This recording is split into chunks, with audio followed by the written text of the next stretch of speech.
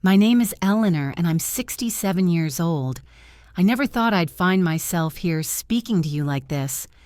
My voice trembling not from the weight of my years, but from the pain of what I've carried.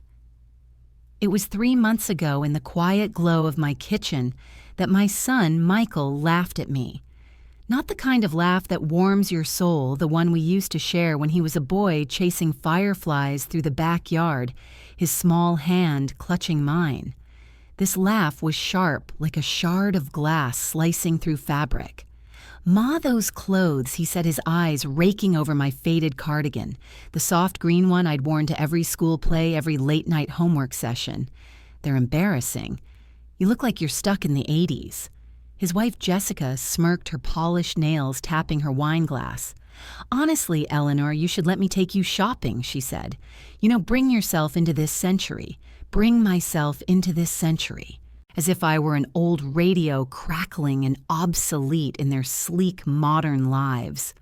I stood there, the linoleum cold beneath my slippers, feeling my heart splinter. I'd raised Michael alone after his father, Tom, passed away, pouring every penny, every ounce of my strength into his dreams, his college education, his first car, his extravagant wedding, and that honeymoon they were planning, the one they couldn't stop raving about, with its pristine beaches and luxurious resorts I'd paid for it. $30,000 wired from my savings, the last of what I'd scraped together over decades of working double shifts as a nurse soothing patients through pain, holding hands in the quiet of their final moments. They didn't know. I hadn't told them. I wanted it to be a gift, a silent way to say I love them, even as their calls grew sparse, their visits rarer. But that night, as their laughter rang in my ears, I saw the truth to them. I wasn't a mother, not even a person. I was a relic, a burden, someone to be pitied or remade. I grew up in a small town where honoring your elders was as natural as the seasons. My mother. God rest her, wore her gray hair like a crown, and we'd kiss her calloused hands when she told stories of her youth, her voice weaving magic into the air. I thought I'd raised Michael with that same respect. I'd given my life to him, mending his torn jackets, staying up late to help with science projects, selling my mother's sapphire ring to cover his tuition when scholarships weren't enough. After Tom died 10 years ago, Michael became my anchor. I moved into this house, the one Tom and I bought when we were young, and full of hope to stay close to him and Jessica. I thought it would keep us connected like the red thread I used to tie around his wrist when he was little, so he'd never stray too far. But that night, as I cleared their plates, I'd washed for countless family dinners they didn't see me. Jessica's gaze slid past as if I were part of the furniture. Michael didn't even look up from his phone.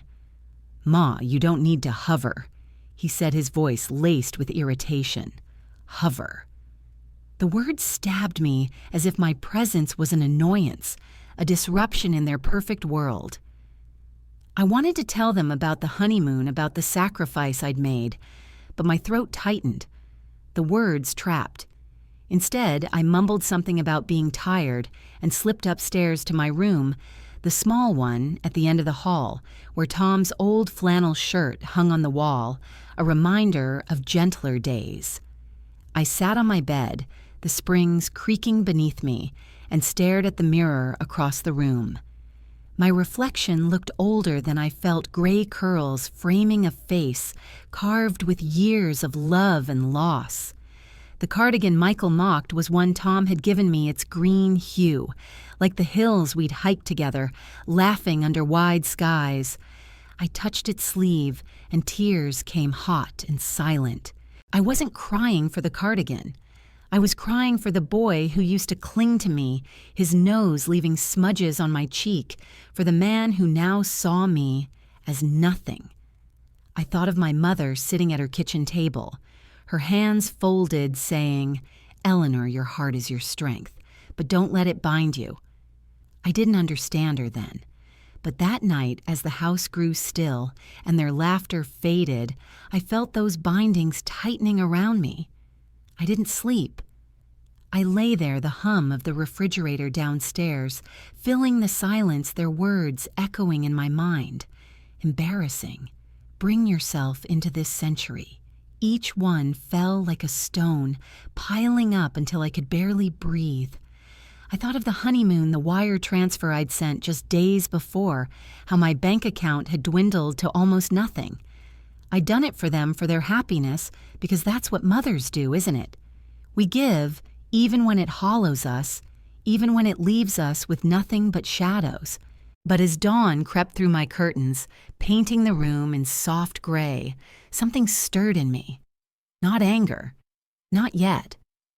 It was quieter, like the first whisper of wind before a storm. I didn't know what I'd do, but I knew I couldn't stay invisible. The next morning, I made coffee, measuring the grounds with the cedar spoon Tom had carved when we were newlyweds, its wood worn smooth by years of use. Michael and Jessica were still asleep, their suitcases sprawled in the living room, half-packed for their trip. Brochures for their honeymoon lay scattered on the coffee table, glossy images of turquoise waves, infinity pools, and candle-lit dinners. I stood there staring at those pictures, my hands shaking. $30,000, my savings, my security, and they didn't even know. I could have told them, could have flung the truth in their faces, but what would that do?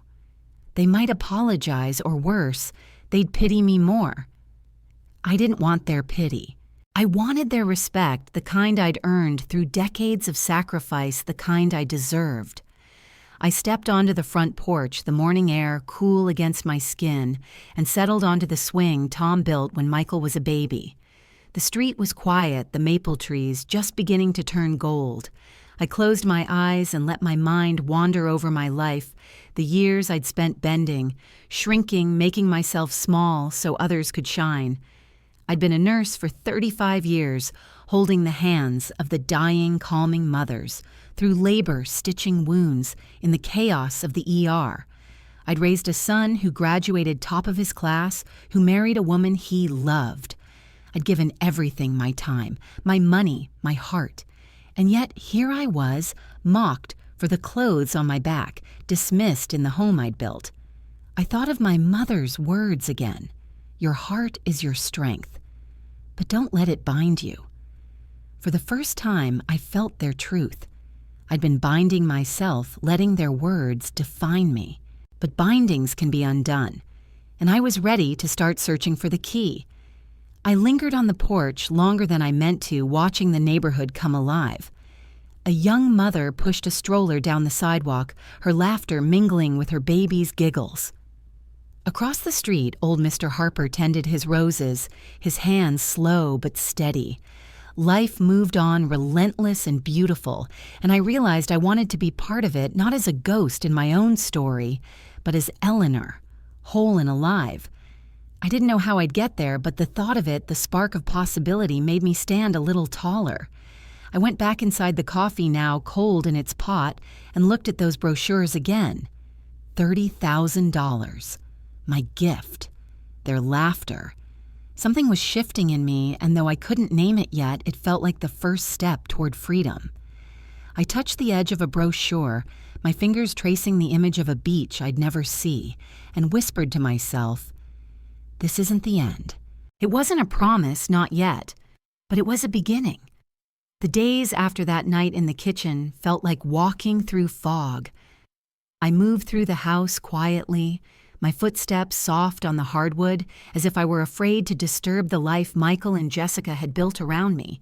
Their voices filled the rooms, planning the honeymoon, laughing over wine-making calls to friends about their upcoming adventure. I listened from the edges, clearing dishes or folding laundry invisible in my own home. Each word they spoke about the trip, the Maldives, the overwater bungalows, the candlelit dinners twisted the knife deeper. $30,000. My savings gone in a single wire transfer, and they didn't even know it was me. I hadn't told them, and now with their laughter still ringing in my ears, I wasn't sure I ever would. I kept wearing the green cardigan, the one Michael had mocked. It wasn't defiance, not yet. It was comfort, a piece of Tom I could still hold on to. But every time I caught my reflection in a window or mirror, I saw what they saw. An old woman out of place, her gray curls loose, and untamed her clothes, soft with age. I began to avoid mirrors altogether, keeping my eyes on the floor on the tasks that filled my days. I cooked dinners they barely touched, scrubbed counters that didn't need cleaning, watered the geraniums on the porch until their soil was soaked. I was trying to prove I was still useful, still needed, but the truth gnawed at me. They didn't need me. They didn't even want me. One morning, about a week after that night, I found myself alone in the house. Michael and Jessica had gone to meet their travel agent, their voices trailing out the door as they debated spa packages and excursion fees. The silence they left behind was heavy, pressing against my chest. I sat at the kitchen table, a mug of cold coffee in my hands, and stared at the brochures still scattered on the coffee table. The glossy photos seemed to mock me, their perfect beaches, a world I'd never touch. I thought of my own honeymoon with Tom, a simple weekend in a cabin by the lake, how we'd laughed until our sides ached, how he'd kissed my forehead under the stars. That was love, I thought. That was enough. But for Michael and Jessica, enough was never enough. I don't know what made me do it, but I stood and walked to the living room, picking up one of the brochures.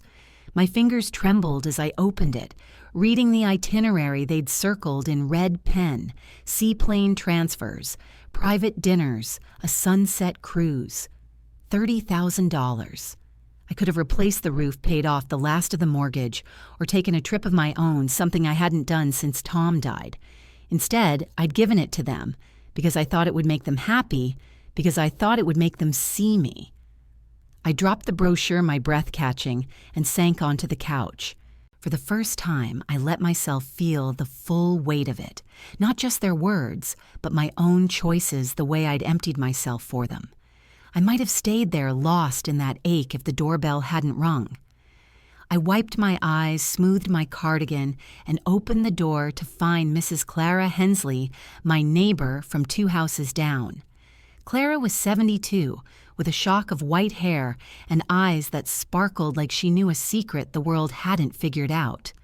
We'd been friendly over the years, sharing coffee or swapping gardening tips, but we hadn't spoken much since Tom's passing. Eleanor. She said, her voice warm. I was baking scones and I made too many. Thought you might like some. She held out a tin, the kind with roses painted on the lid, and I felt a lump rise in my throat. I invited her in more out of habit than want, and we sat at the kitchen table. The scones were warm, flecked with currants, and their sweetness felt like a small kindness I didn't deserve.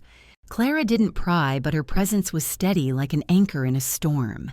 "You look tired, Eleanor," she said after a while, not unkindly. "Everything all right." I wanted to brush it off, to say I was fine, but something in her eyes, maybe the way they held mine without judgment, cracked the wall I'd built. I told her about the kitchen, about Michael's laugh, Jessica's smirk, the cardigan. I didn't mention the honeymoon, not yet. That wound was too raw. But I told her how small I felt, how invisible. Clara listened, her hands folded around her teacup, and when I finished, she reached across the table and squeezed my wrist. "You're not invisible, Eleanor," she said. "You're just surrounded by people too foolish to see you. But you don't have to wait for them to change. You can start seeing yourself." Her words landed softly like rain on parched ground, and though I didn't fully believe them, they stirred something in me. She stayed another hour talking about her garden, her late husband, the art classes she'd started taking at the community center. "You should come," she said as she left, pressing the tin of scones into my hands. "It's never too late to try something new." That afternoon, I stood in my bedroom, the tin still in my hands, and felt a flicker of something I hadn't felt in years: curiosity. I opened my closet, pushing past the neat rows of practical clothes, blouses, slacks, the cardigan, and found a box tucked in the back. It was one I hadn't opened since Tom died, filled with things I'd packed away to avoid the pain. Inside were photos, letters, and a small canvas, no bigger than a book that I'd painted decades ago. It was a simple thing, a field of wildflowers under a summer sky, but I remembered the joy of holding the brush, the way colors came alive under my hands. I'd stopped painting when Michael was born, trading art for motherhood, then for survival after Tom's death. But looking at that canvas, I felt a pull like a voice calling me back. I didn't have paints anymore, but I took the canvas to the kitchen and set it on the table next to Clara's scones. It was a small act, barely noticeable, but it felt like a rebellion. For the first time in weeks, I wasn't thinking about Michael or Jessica or the money or their laughter. I was thinking about me, Eleanor, who used to paint, who used to dream. I didn't know if I'd paint again, but the thought of it, the possibility, was enough to make me sit a little straighter. I ate another scone, savoring its sweetness, and looked at the canvas. Maybe I whispered to it to myself. Maybe. That evening, when Michael and Jessica came home, their voices loud with excitement about their trip. I didn't join them in the living room. I stayed in the kitchen, the canvas still on the table, and busied myself with washing dishes. Jessica called out, "Eleanor, you don't have to do that. We've got the dishwasher." Her tone was light, but it carried that same edge, the one that said, I was out of place. I didn't answer. I kept washing the warm water, soothing my hands, and thought of Clara's words. You can start seeing yourself. I wasn't sure what that meant yet, but I knew I was tired of being unseen. I dried my hands, picked up the canvas, and carried it upstairs to my room. It wasn't much, but it was mine, and for now, that was enough. The next morning, I woke early before the house stirred. I made coffee, the cedar spoon smooth in my hand, and sat on the porch swing watching the sunrise paint the sky in pinks and golds. I thought of Clara, of the art classes she'd mentioned, and felt that flicker of curiosity again. I didn't know if I was ready, but I wanted to try. I wanted to feel like Eleanor again, not just Michael's mother, not just Jessica's burden. I sipped my coffee, the steam rising in the cool air, and made a decision. I'd call Clara later, ask about the classes. It was a small step, but it felt like breaking a chain, like the first crack in a wall I'd built around myself. I didn't know where it would lead, but I was ready to find out. The weeks that followed felt like living in a house of mirrors, every reflection distorted, every moment reminding me of my place or lack of it in Michael and Jessica's world. Their lives buzzed around me, a whirlwind of packing lists, travel plans, and phone calls about their honeymoon. They spoke of it constantly. The Maldives, the private villas, the coral reefs, they'd snorkel through each word, a reminder of the $30,000 I'd given them a secret. I still held close like a wound too tender to touch. I moved through their routines like a ghost, cooking meals they barely ate, tidying spaces. They didn't notice my hands, always busy, my heart, always heavy. Their laughter from that night in the kitchen lingered a bruise that ached with every glance they spared me, every casual dismissal. I kept the green cardigan on not out of stubbornness, but because it was a tether to Tom to a time when I felt seen.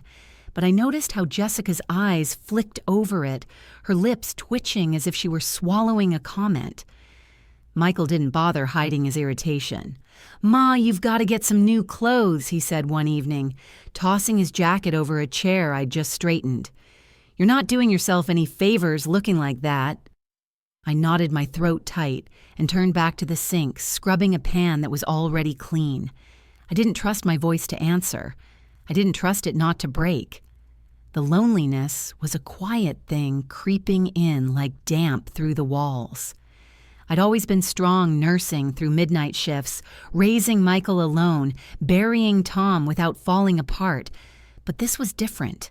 This wasn't a loss I could bandage or a problem I could solve. It was the slow erosion of my place in the world, the realization that the people I'd lived for no longer needed me, or worse, no longer wanted me. I stopped joining them for dinner, claiming I'd eaten earlier, and took my meals alone on the porch, the swing creaking under my weight. The neighborhood was my company now, the hum of sprinklers, the chatter of children biking past, the steady rhythm of life that didn't pause for my pain. But Clara Hensley's visit had left a mark, a small crack in the fog. Her words, "You can start seeing yourself echoed in the quiet moments, and the memory of that canvas. The wildflowers I'd painted decades ago kept pulling me back. I'd left it on my nightstand, its colors faded, but alive a reminder of a woman I'd almost forgotten. I hadn't painted since Michael was born, trading brushes for diapers, then for paychecks, then for grief. But the thought of it, the idea of creating something just for me, felt like a lifeline. Thin, but real. One afternoon when Michael and Jessica were out meeting with their travel agent again, I called Clara.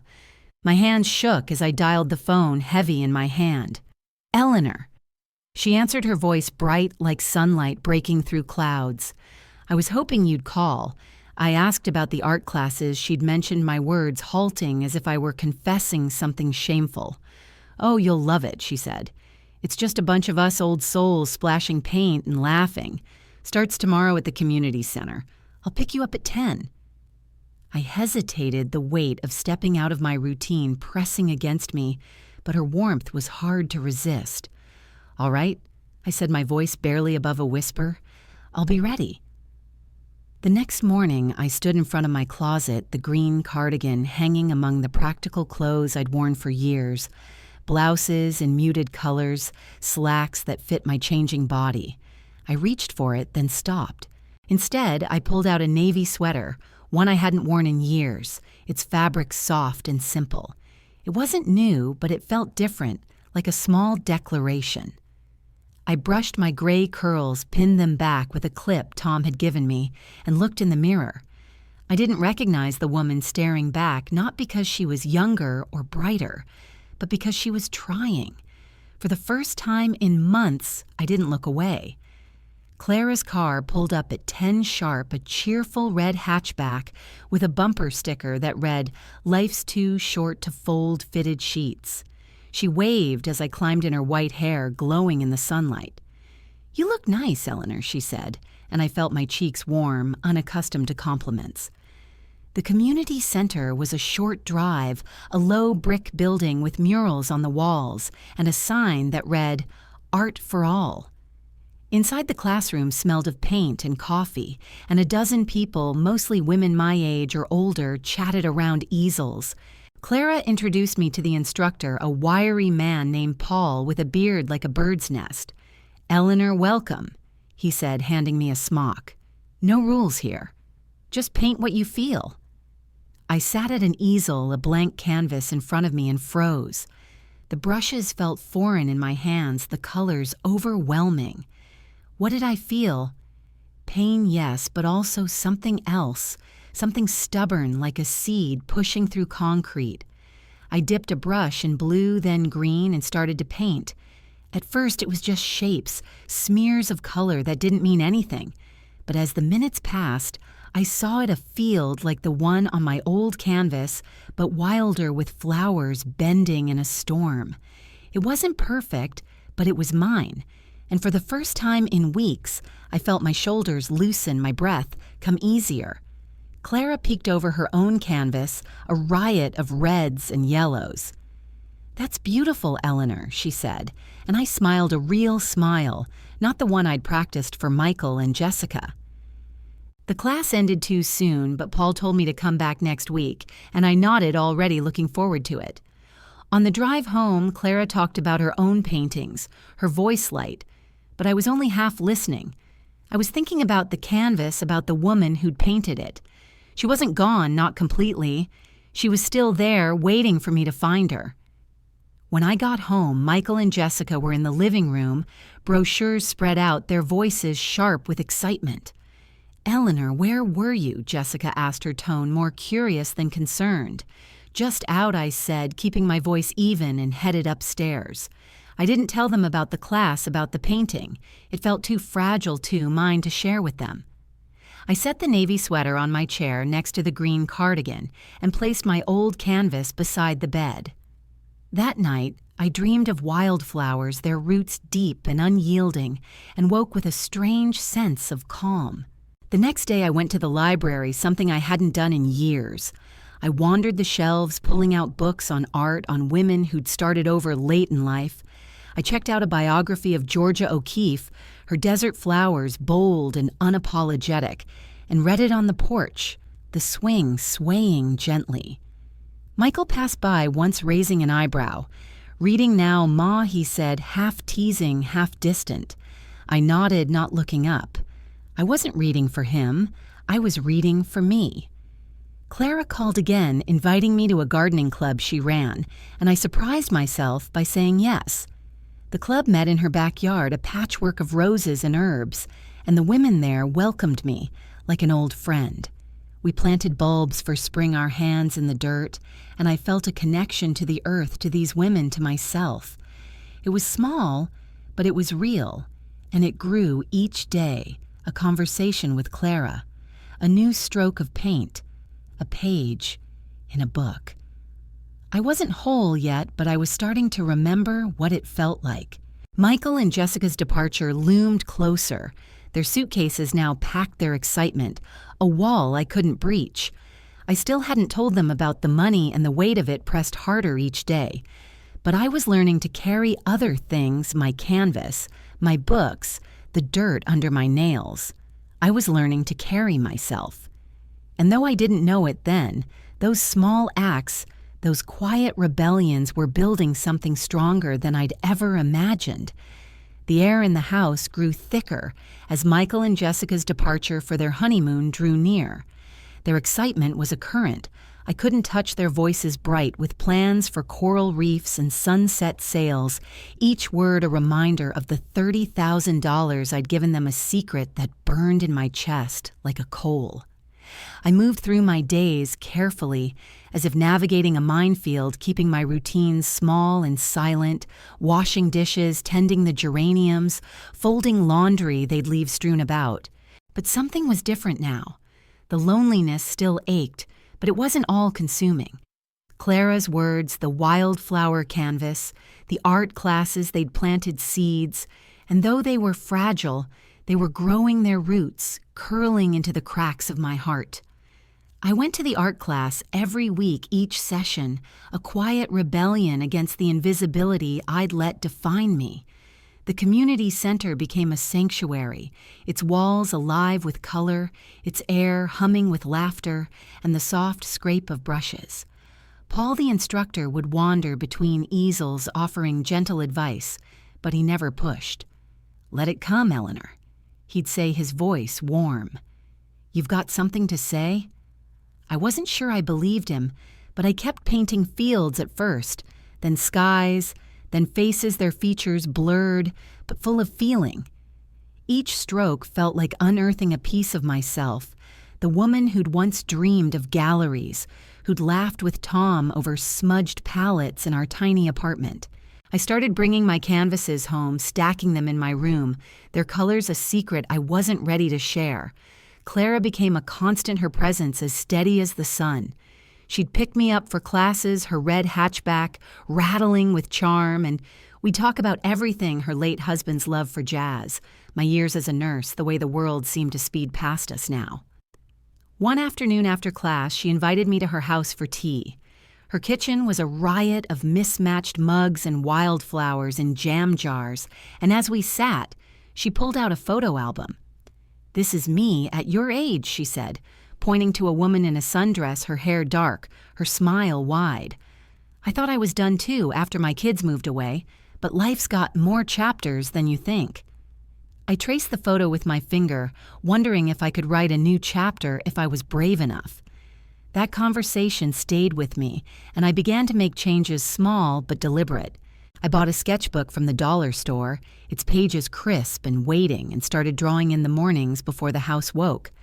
I'd sit on the porch swing, the cedar spoon stirring my coffee, and sketch the maples, the neighbors' roses, the curve of a cloud. It wasn't art for anyone else. It was for me a way to see the world again, to see myself. I stopped avoiding mirrors, too. I'd look at my gray curls, my lined face, and think, this is Eleanor. She's still here. The navy sweater became a regular choice, and I even bought a new scarf, deep blue, its fabric soft against my skin. Jessica noticed once, raising an eyebrow. "New look, Eleanor," she said, her tone half teasing, half dismissive. I just smiled, not for her, but for me. The gardening club with Clara's friends was another anchor. We'd meet twice a week, kneeling in her backyard, planting bulbs and pruning herbs. The women there: Doris, who'd lost her son to cancer; Lila, who'd traveled the world after her divorce, shared their stories without judgment, and I found myself opening up. I told them about Michael's laugh, Jessica's smirk, the way I felt like a stranger in my own home. I still didn't mention the honeymoon. The money, it was too raw, too tangled, but their nods, their gentle touches on my arm made me feel less alone. One day, Doris handed me a trowel and said, "You're stronger than you know, Eleanor. You've just got to dig deep enough to find it." I held her words like a talisman, turning them over in my mind as I planted tulips, their bulbs promising blooms I might not see for months. At home, I started setting boundaries, subtle but firm. I stopped cooking elaborate dinners, making simple meals for myself instead, soup, cornbread, things that warmed my bones. When Jessica left dishes in the sink, I let them sit, ignoring her pointed size. Michael noticed, his brow furrowing. "Ma, you okay? You're acting different." I wanted to tell him I was waking up, that I was tired of being their shadow, but I just said, "I'm fine," and turned back to my sketchbook. I wasn't ready to confront them, not yet, but I was learning to protect the small pieces of myself I was reclaiming. One evening, I found a letter in the attic tucked in a box of Tom's things. It was from him, written a year before he died, when he knew his heart was failing. "Eleanor," it read, "you're the strongest person I know. Don't ever let the world make you feel small. You're my sky, my home." I sat on the dusty floor, tears streaming, and felt him with me, his voice steady as ever. I brought the letter downstairs, slipped it into my sketchbook, and made a choice. The next day, I went to the bank not to check my depleted savings, but to open a new account, one just for me. I transferred a small amount, $50, all I could spare, and named it Eleanor's Fund. It was symbolic, a seed of my own, but it felt like a vow. The honeymoon loomed closer, just days away now, and the weight of my secret grew heavier. I overheard Michael and Jessica on the phone confirming their flights, their voices bubbling with anticipation. "This is going to be perfect," Jessica said, and Michael laughed, the sound cutting me anew. I thought of the money, of my empty account, of the years I'd given them. I could have told them, then could have let the truth spill, but something held me back. It wasn't fear, it was clarity. I didn't want their apologies or their pity. I wanted something more, something I was only beginning to understand. I kept painting, kept gardening, kept reading. I finished the O'Keeffe biography and started another about Frida Kahlo, her pain and passion woven into every brushstroke. I felt a kinship with these women, their refusal to be diminished. One night, after a gardening session, I came home and found a flyer Clara had slipped into my bag for an art show at the community center. Submit something Eleanor she'd written in her looping scrawl. My heart raced at the thought, but I didn't dismiss it. I looked at my canvases, the wild fields and stormy skies, and wondered if I could be that brave. The morning before Michael and Jessica's departure, I sat on the porch sketching the sunrise, its colors bleeding into the horizon. I thought of Tom's letter, of Clara's photo, of Doris's trowel.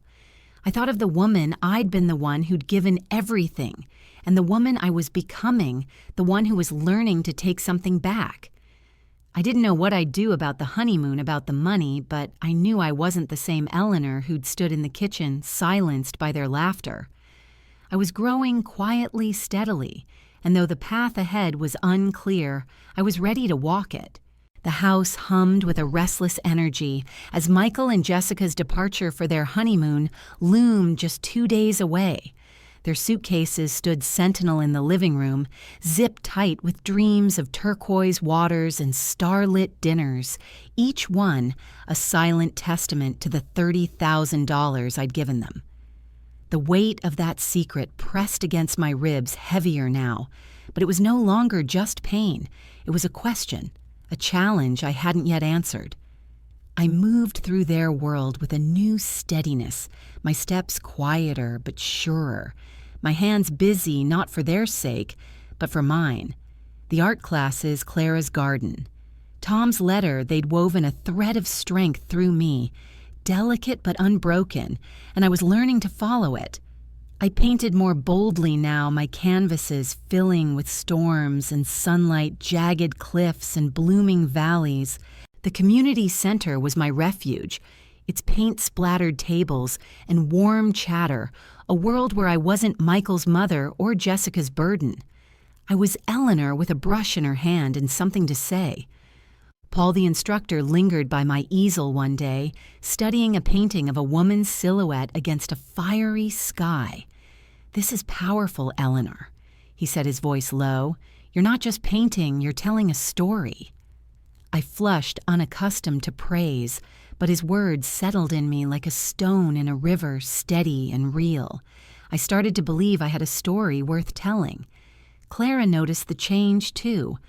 After class, we'd sit in her backyard sipping tea among her roses, and she'd tease me gently. "You're standing taller, Eleanor," she said one afternoon, her eyes twinkling, "like you're remembering who you are." I smiled, stirring my tea, and told her about the art show flyer she'd slipped into my bag. "I'm thinking about it." I admitted, my voice soft but steady. "Submitting something, I mean." Her face lit up and she clapped her hands like a girl. "You have to. Your work deserves to be seen." The idea scared me, my paintings, my heart on display for strangers, but it also sparked something, a hunger to be known, not as a shadow, but as myself. At home, I carved out more space for me. I stopped cleaning up after Michael and Jessica letting their dishes pile in the sink, their laundry sit unfolded. Jessica's sighs grew sharper, her glances colder, but I didn't flinch. "Eleanor, the house is a mess," she said one evening, her voice clipped as she swept past me to the kitchen. I was sketching at the table, my pencil scattered, and I didn't look up. "I've been busy," I said, my tone even, and kept drawing. She huffed, but I felt a quiet thrill, like I'd reclaimed a piece of ground. Michael was no better, his patience thinning. "Ma, what's with you lately?" He asked, his brow furrowed as he grabbed a beer from the fridge. "You're acting weird." I wanted to tell him I was waking up, that I was tired of shrinking for them, but I just shrugged. "I'm fine," I said, and turned back to my sketchbook. I wasn't ready to show them the woman I was becoming, not yet. The gardening club became another cornerstone, each meeting a chance to sink my hands into the earth and feel alive. Doris, Lila, and the others shared stories of their own reinventions, new careers, new loves, new selves forged from loss. One day as we planted lavender, Lila looked at me, her hands caked with soil. "You're different, Eleanor," she said. "There's a fire in you now. Don't let anyone put it out." I knotted my throat tight and pressed a lavender sprig into the dirt, its scent sharp and sweet. I thought of Tom's letter still tucked in my sketchbook. "You're my sky, my home." I was starting to feel like my own home, too. I made another quiet choice, one that felt like a vow.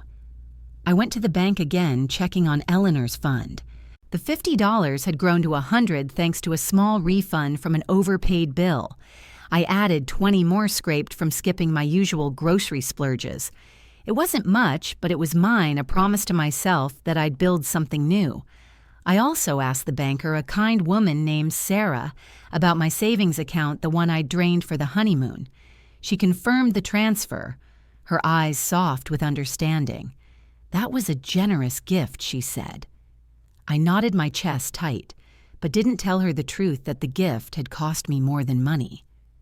That night, I sat in my room, Tom's flannel shirt on the wall, my canvases leaning against the dresser. I pulled out the art show flyer and read it again. The deadline was in a week, and submissions required one piece, no entry fee. I walked to my favorite canvas, the woman in the fiery sky, her silhouette strong against the flames. It wasn't perfect, but it was honest, and it felt like me. I wrote my name on the entry form, my hand steady, and sealed it in an envelope. I'd drop it off tomorrow, I decided, and felt a rush of fear and pride like standing at the edge of a cliff. The next morning I woke before dawn, the house still cloaked in sleep. I made coffee the cedar spoon familiar in my hand and sat on the porch swing watching the sky blush pink. Michael and Jessica's flight was tomorrow, and their excitement filled the house like a storm. I'd overheard them packing, Jessica gushing about the resort, Michael laughing about the seaplane ride. "It's going to be the trip of a lifetime," he said, and I felt the coal in my chest flare. $30,000, my sacrifice, their triumph. I thought of telling them, of watching their faces change, but the thought left me cold. I didn't want their shock or their guilt.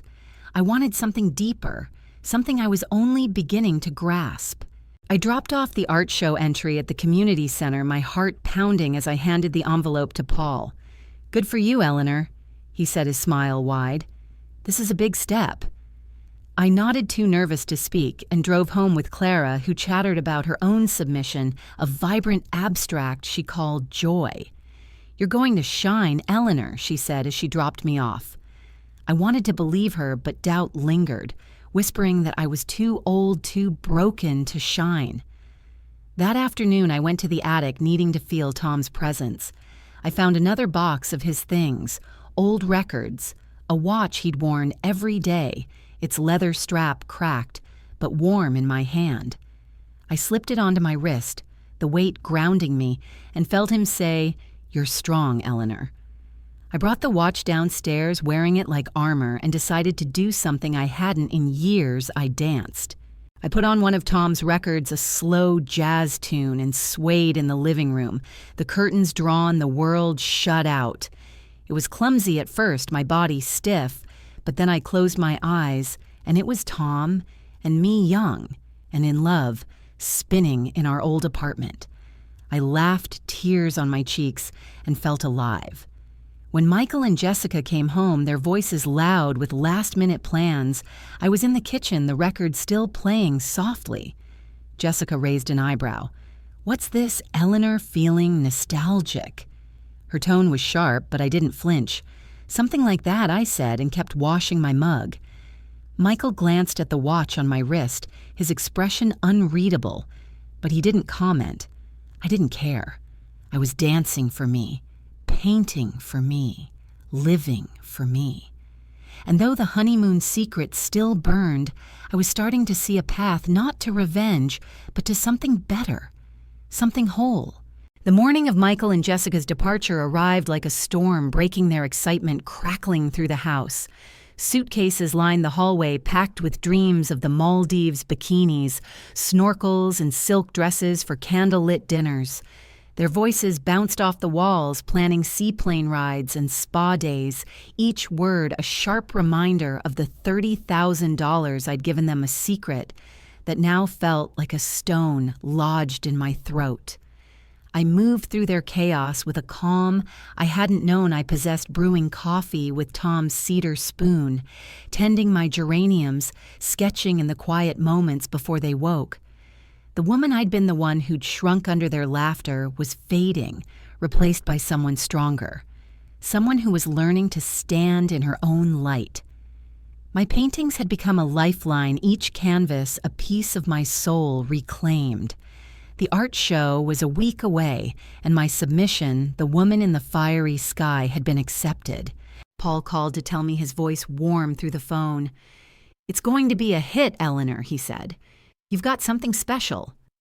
I clutched the receiver, my heart racing, and thanked him, barely believing it. Clara was over the moon, insisting we celebrate with tea and her famous lemon bars. "You're an artist now, Eleanor," she said, her eyes sparkling as we sat in her garden. "No one can take that from you." I smiled, the word artist settling over me like a new skin, one I was still growing into. I'd started wearing Tom's watch every day, its cracked leather strap, a reminder of his words, "You're my sky, my home." It steadied me, especially when Jessica's glances turned sharp or Michael's impatience flared. I'd stopped bending to their whims, leaving their dishes untouched, their laundry piled high. Jessica's complaints grew louder. "Eleanor, this place is falling apart," but I let them slide my focus on my sketchbook, my garden, my fund. Eleanor's fund had grown to $150, a modest sum, but a symbol of my independence. I'd added small amounts, $10 from skipping a haircut, $20 from selling old books, and each deposit felt like a brick in a new foundation. The gardening club was my sanctuary. The women there, my sisters in reinvention. Doris shared stories of her travels after her son's death. Lila of her pottery classes, and I began to share more too. One afternoon, as we pruned roses, I told them about the art show, my voice steady despite the butterflies in my stomach. "You're going to shine," Eleanor Doris said, her hands gentle on a thorned stem. "You're already shining." I felt it too, a warmth in my chest, not from their praise, but from the truth of it. I was shining quietly for myself. At home, I made another choice, one that felt like carving my name into stone. I went to the attic and found my old easel dusty but sturdy and set it up in my room. It was cramped, the canvas barely fitting between the bed and the dresser, but it was mine, a space where I could create without apology. I painted late into the night jazz from Tom's records, drifting through the room, my brush, moving with a freedom I hadn't felt in years. I painted a new piece, a woman standing on a cliff, her hair wild in the wind, her face turned to the horizon. It wasn't me, not exactly, but it was who I wanted to be, unafraid, unbroken. The night before Michael and Jessica's flight, I sat on the porch swing, Tom's watch ticking softly on my wrist. The neighborhood was still the maples glowing under streetlights. I thought of the honeymoon, of the money I'd given, of their laughter in the kitchen. The coal in my chest burned hotter, but it wasn't just pain. Now it was power. I'd been wrestling with the secret, torn between telling them and keeping it close, but as I swayed in the swing, a new thought took shape. What if I didn't just tell them? What if I took it back? The idea was wild, impossible, but it rooted itself in me growing with every creak of the swing. I went inside the house, dark, except for the glow of their suitcases, and climbed the stairs to my room. I opened my laptop, an old thing I rarely used, and logged into my bank account. My fingers hovered over the keyboard, my heart pounding. The wire transfer for the honeymoon was there, a stark line in my transaction history, $30,000 gone. But next to it was a note from Sarah, the banker, confirming the payment to the travel agency. I stared at the screen, my mind racing. I didn't know if it was possible to cancel it, but the thought of it, of reclaiming what I'd given, lit a fire in me. I closed the laptop, not ready to act, but the seed was planted, and it was growing fast. The next morning, Michael and Jessica were a blur of motion, double-checking passports, zipping bags, calling the airport shuttle. I made coffee, my hands steady, and watched them from the kitchen. "Ma will be back in 2 weeks," Michael said, his voice distracted as he checked his phone. "Don't let the place fall apart." Jessica smiled, but it didn't reach her eyes. "Take care, Eleanor," she said, her tone clipped. I nodded, saying nothing, my mind elsewhere. They didn't notice the watch on my wrist, the sketchbook on the table, the woman I was becoming. They didn't see me, but I was starting to see myself, and that was enough. After they left, the house felt too quiet, like the air after a storm. I sat at the kitchen table, the brochures still scattered from their planning, and picked one up. The glossy photos, beaches, bungalows, infinity pools felt like a taunt. I thought of my empty savings, my years of sacrifice, their laughter at my cardigan. I thought of Tom's letter, Clara's garden, my painting in the art show. I thought of the woman on the cliff, her face to the horizon. And then I opened my laptop again, my fingers trembling but sure. I called Sarah at the bank, my voice calm as I asked about reversing the transfer. "It's tricky," she said, "but not impossible. The agency might refund it if the booking hasn't been finalized. I'll need to make some calls." I thanked her, my heart pounding, and hung up. I didn't know if it would work, but the act of trying felt like breaking a chain. I went to my room, set up my easel, and painted the jazz record spinning the woman on the cliff, growing bolder with each stroke. I didn't tell Clara or the gardening club, not yet. This was mine, a choice I made in the quiet of my own heart. That night, I dreamed of the sea, not the Maldives' turquoise calm, but a wild, churning ocean, and I was standing on its shore, unafraid. The next day, Sarah called back. "Eleanor," she said, her voice careful, "the agency agreed to cancel the booking. The funds will be returned to your account in 3 days." I sat down, my breath catching, and thanked her, my voice barely a whisper. $30,000, mine again. I didn't feel triumph, not yet, just a strange, heavy peace. I hadn't decided what to do next, but I knew one thing: I wasn't giving it back. Not to them. Not to the people who'd laughed at me, who'd made me feel small. I was done shrinking. I went to Clara's that afternoon, helping her weed her garden, the lavender we'd planted now sprouting green. She didn't ask about the honeymoon, and I didn't tell her, but her presence steadied me. "You're glowing, Eleanor," she said, brushing dirt from her hands. "Whatever you're doing, keep doing it." I smiled, thinking of the bank, the painting, the woman I was becoming. The art show was tomorrow, and I was ready not just to show my work, but to show myself. The day of the art show dawned clear and sharp, the kind of morning that felt like a promise. I woke early before the house stirred with its new, unfamiliar quiet. Michael and Jessica gone, their absence both a relief and a void. I made coffee, the cedar spoon smooth in my hand, and sat on the porch swing. Tom's watch ticking softly on my wrist. The neighborhood was waking sprinklers, hissing birds calling, but my mind was on the community center, on the canvas. I'd submitted the woman in the fiery sky, her silhouette bold against the flames. It was the most honest thing I'd ever painted, and tonight it would hang for strangers to see. The thought sent a shiver through me, part fear, part pride, but I was ready. I was ready to be seen. The call from Sarah at the bank yesterday had changed everything.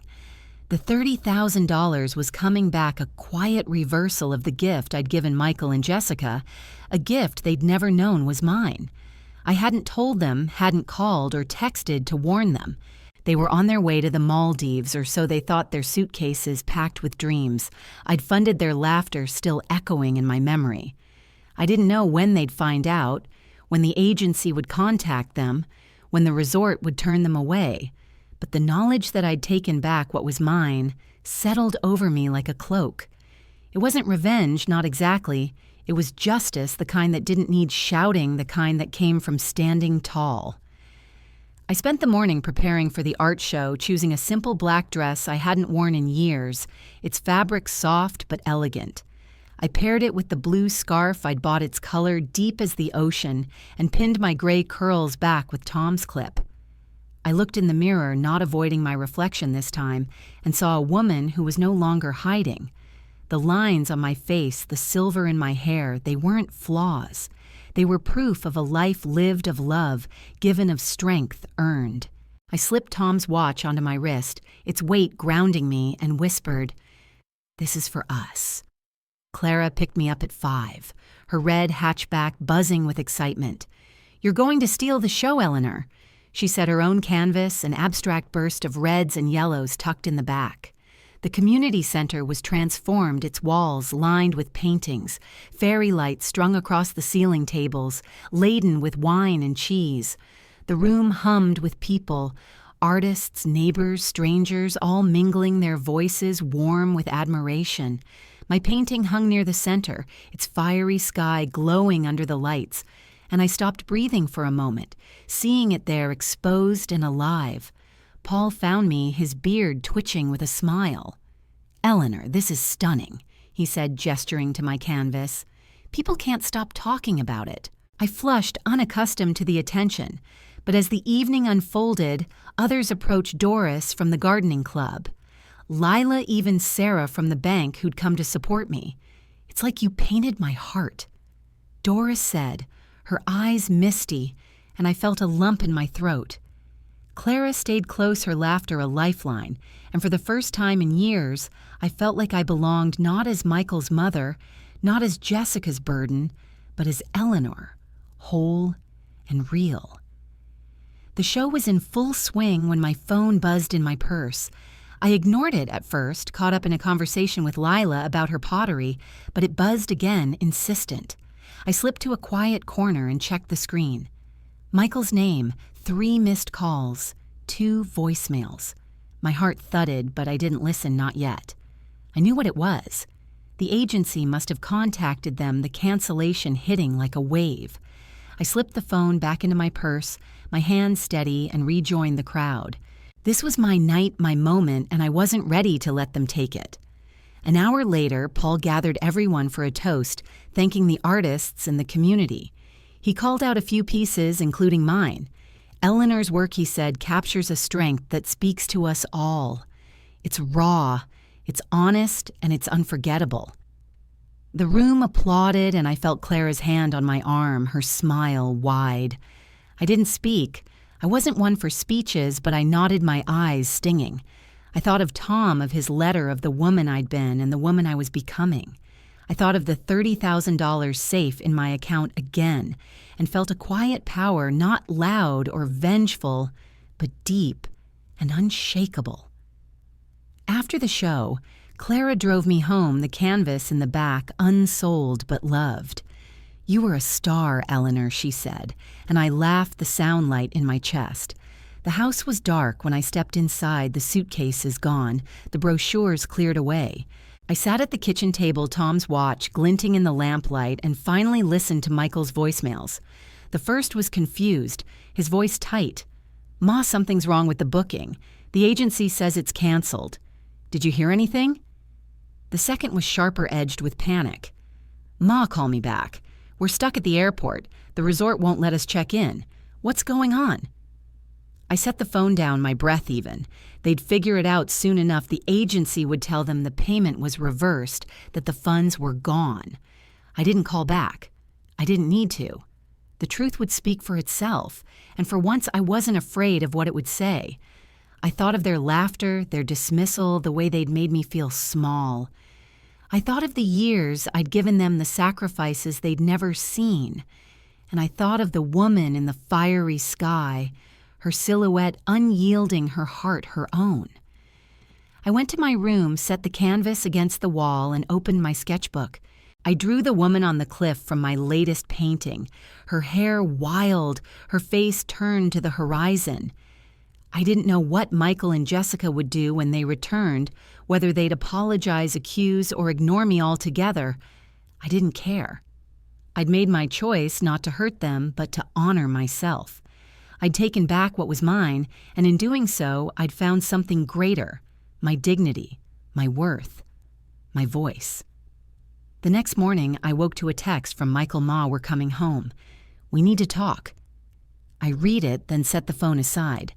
I made coffee, put on Tom's record, and danced in the living room, the jazz slow and sweet. I didn't know what they'd say, but I knew what I'd say: nothing. I didn't need words to prove my worth. I'd shown it in my paintings, in my garden, in the money I'd reclaimed. I was Eleanor, and that was enough. The morning after the art show, I woke to a quiet house, the kind of stillness that feels like a deep breath after a long cry. Sunlight filtered through the curtains, painting the floor in soft gold, and I lay still for a moment. Tom's watch, heavy on my wrist, its faint ticking a reminder of time moving forward. Michael's text from last night, "Ma, we're coming home. We need to talk," lingered in my mind, but it didn't weigh me down. I'd carried heavier burdens before, and I'd learned to set them down. I rose, made coffee with the cedar spoon, and stepped onto the porch swing. The air crisp with the promise of autumn. The maples were turning their leaves a blaze of red and gold, and I felt a peace I hadn't known in years, not the absence of pain, but the presence of myself. I spent the day in my room, the easel set up jazz, drifting from Tom's old record player. I painted not with urgency, but with a quiet joy, adding shadows to the woman on the cliff, her figure now bathed in dawn light. The art show had changed something in me, not because of the applause or Paul's kind words, but because I'd stood there, my heart on display, and hadn't crumbled. Clara called around noon, her voice bright. "Eleanor, you were the talk of the night. When's the next painting?" I laughed, promising to join her for tea soon, and hung up my chest warm. The gardening club Doris, Lila, they'd all texted too, their messages a chorus of pride. I wasn't alone anymore, not in the way I'd been. Michael and Jessica's flight was due that evening, their honeymoon dreams unraveling at some airport halfway across the world. I didn't know the details, whether they'd been turned away at the resort, whether the agency had explained the canceled payment, but I didn't need to. The $30,000 was back in my account, confirmed by Sarah's email that morning, a simple line of numbers that felt like a reclaimed piece of my soul. I hadn't taken it back to hurt them, though I knew it would sting. I'd done it for me to say I was worth more than their laughter, more than their dismissal. I didn't plan to tell them not directly. The truth would find its way, as it always did.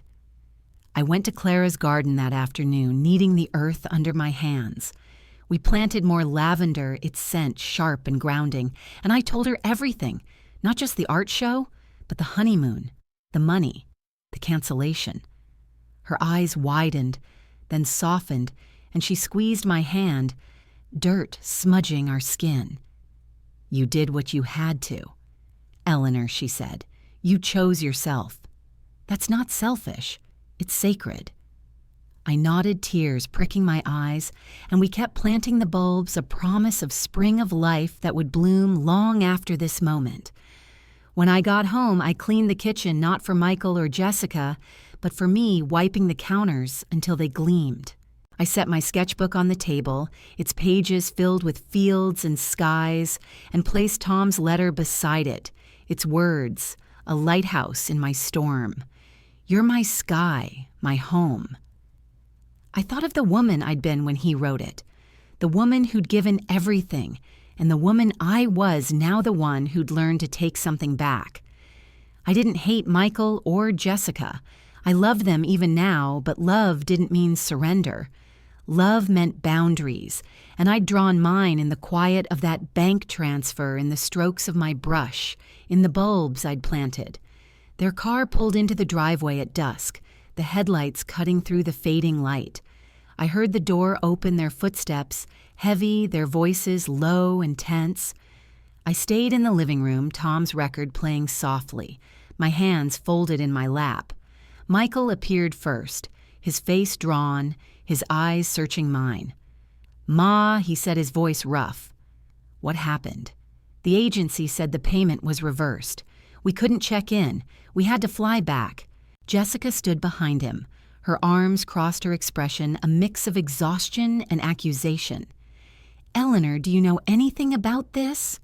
She asked, her tone sharp. I looked at them, my son and his wife, and felt a calm I hadn't expected. "I paid for your honeymoon," I said, my voice steady, each word deliberate. $30,000, my savings. I wanted to give you something beautiful because I love you. But you laughed at me, at my clothes, at who I am. You made me feel small. So I took it back.